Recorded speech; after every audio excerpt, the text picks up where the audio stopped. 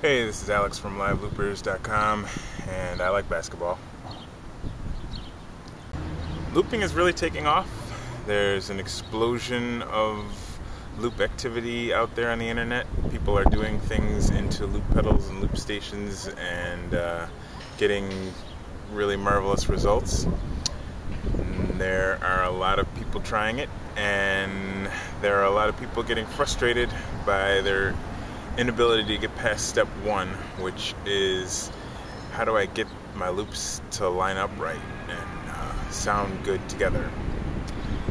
Getting loops to line up properly, that's a bit of a daunting topic to tackle. There are a lot of different looping devices out there, and all of them do things a little bit differently. But we're not going to let that stop us. Yeah, so moving right along without further ado. First suggestion for people who are frustrated by trying to get their loops to line up properly, to keep in mind that you might not have to get your loops to line up properly. There are a lot of loop musicians who make really beautiful ambient soundscapes that are not dependent on rhythm or draw their rhythm solely from the fact that it's looping.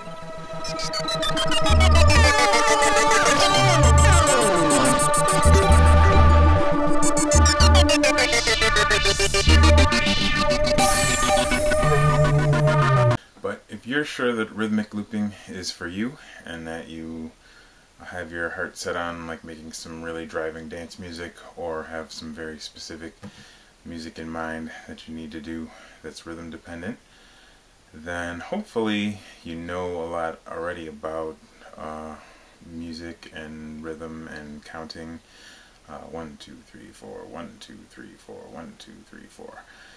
If not, that's a little bit beyond the scope of what I want to do in this video, but I will try to link you in the description below to some drum videos. There are a lot of nice drum videos out on YouTube where they will teach you not only a lot about counting rhythm, which is really helpful, but just a lot of things about rhythm generally that will really help you in making loops.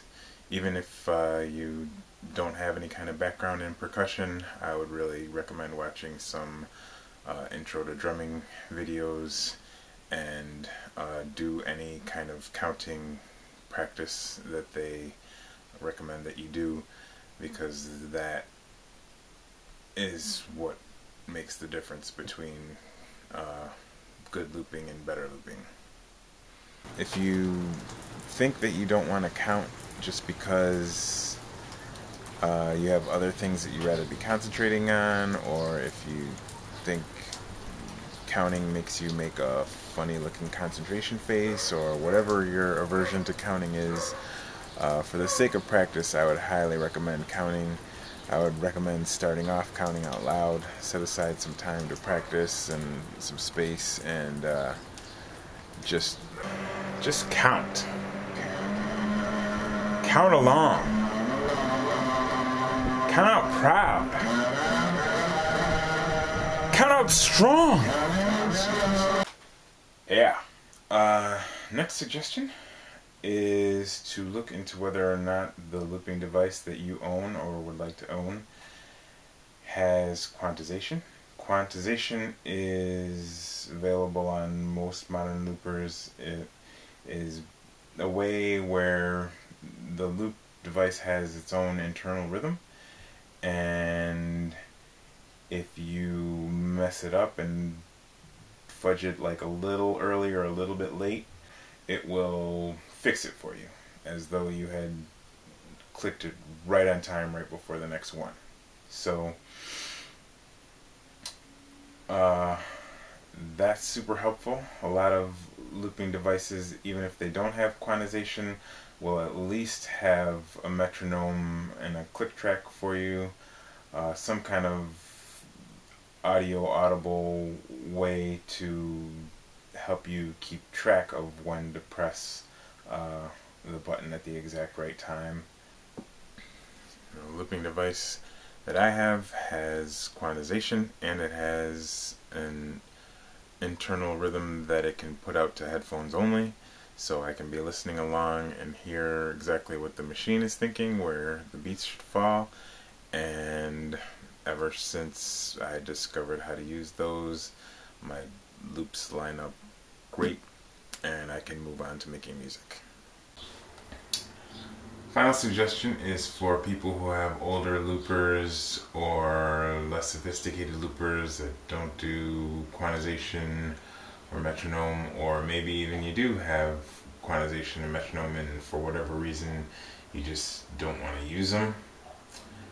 And this suggestion is basically practice,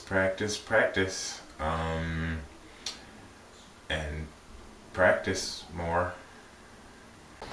If you have a looping device that accepts direct input in any kind of way, that can accept a signal from your MP3 player or your computer, or any kind of way of getting some kind of song to play into your looper, then I would suggest just trying to create loops from that. And this way you can practice just pressing the button at the right time and not have to add the complexity of trying to vocalize or play an instrument at the same time that you're trying to practice just getting the timing right. Really, I can't stress enough the part about practice. Sometimes it can be frustrating because you're standing there in front of an intimidating piece of technology and you're looking at videos of people who have done loop music for who knows how long, decades in some cases, and you're unable to achieve results even close to what they're getting. But really, there should be no expectation of getting great results without practice. Practice is paramount, and the more you make time to make some music with your looper, honestly, the better and better you will get. It will come. And really, that suggestion applies whether you're doing quantization or not. Whatever you're doing in the arena of looping is going to require practice. So this video is supposed to be device independent. Don't worry about which loop device I'm using. I'm just trying to show you an example of the counting. The counting should work so that your first button press happens right before the 1 and your second button press happens right before the 1. So it will look something like this. 1, 2, 3, 4, 1, 2, 3, 4, 1, 2, 3, 4, 1, 2, 3, 4. So your first button press or pedal stop or whatever in the case of your particular looping device signals that you want it to begin recording the loop, and your second pedal stomp button press thingamajig indicates that you are done recording the loop and you'd like it to start looping. And the more you do this, the more you get a feel for it, and eventually starts to become natural, and you don't even have to concentrate on it so hard anymore, and you can begin devoting your concentration to other things, some of the other 30,000 things that you're trying to juggle because you decided to get into loop music.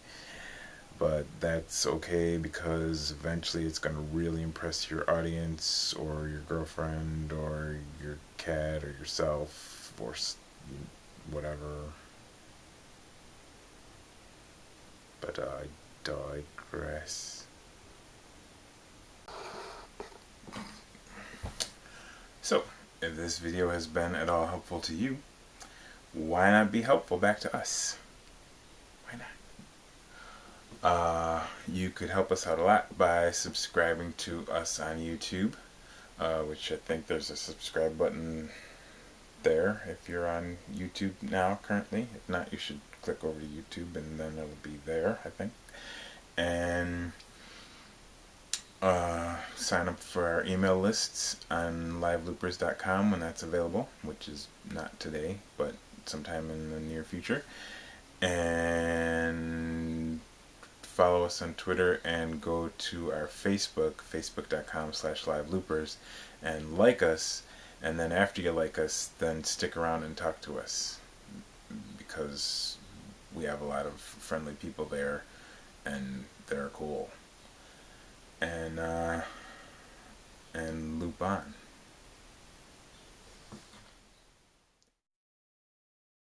And good luck on getting your loops to line up right, because that's going to be cool when you get that. That's your that's.